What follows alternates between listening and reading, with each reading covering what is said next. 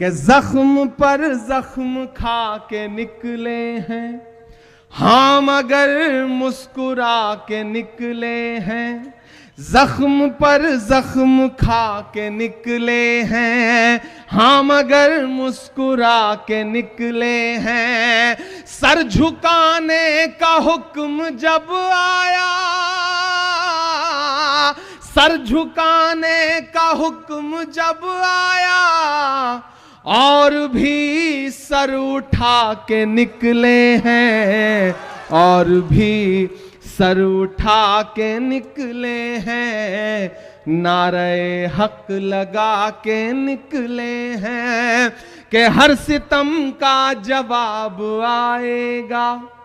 ये मैं बिहार के नौजवानों की तरफ से सरकार से कह रहा हूं जिन्होंने रात में लाठियां बरसाई कि हर सितम का जवाब आएगा, देखना इंकलाब आएगा।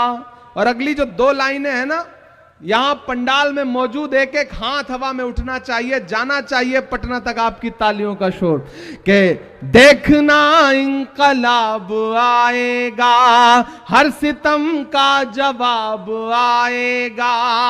अच्छे दिन का किए थे जो वादा उनका दिन भी खराब आएगा, उनका दिन भी खराब आएगा। कि झूठ के हाकिमों के चेहरे पर आईना हम दिखा के निकले हैं, नारे हक लगा के निकले हैं। एक बुनियादी अंतर समझिए सत्ता पे बैठे हुए लोगों का और हम विपक्ष में बैठे हुए लोगों का। आप नीतीश जी की भाजपा की कोई भी रैली उठा के देख लीजिए, सम्राट चौधरी जी का मुंह इधर होगा, नीतीश जी का उधर होगा, अशोक जी का उधर होगा, कहीं से कोई गणित मिलता ही नहीं है। लेकिन एक अच्छी चीज यह है कि आप महागठबंधन के नेता जब भी मंच पे बैठे होंगे तो मुस्कुरा रहे होंगे। हम और अखिलेश भाई बैठे थे तो सुकून से बातचीत कर रहे हैं, बिहार की राजनीति पे हंस रहे हैं, खा पी रहे हैं, कोई तनाव नहीं है। उधर इतना तनाव है कि कब किसका मुलेठा खुल जाएगा, कब किसका गमछा उतर जाएगा, कब किसकी सरकार चली जाएगी, पता ही नहीं चल रहा है। इसलिए ये पंक्तियां पढ़ता हूं।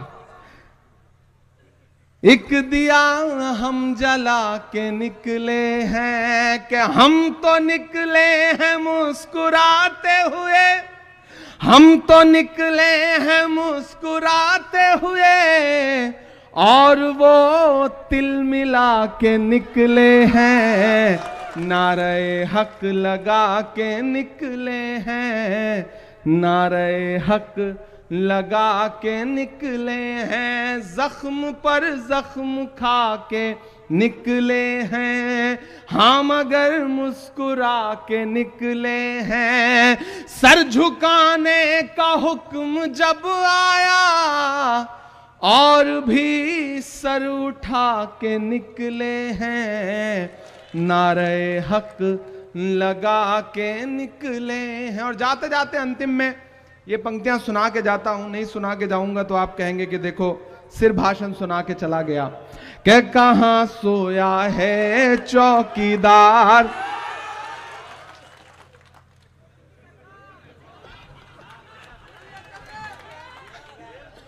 कहां सोया है चौकीदार, कहां सोया है चौकीदार। गैस सिलेंडर की कीमत भी 1000 के पार, कहां सोया है चौकीदार, कहां सोया है चौकीदार। पेट्रोल और डीजल की कीमत रही सैकड़ा मार, कहां सोया है चौकीदार, कहां सोया है चौकीदार। कि चाय बेचने वाला पूरा भारत बेच रहा है, बेच रहा है कि नहीं बेच रहा है?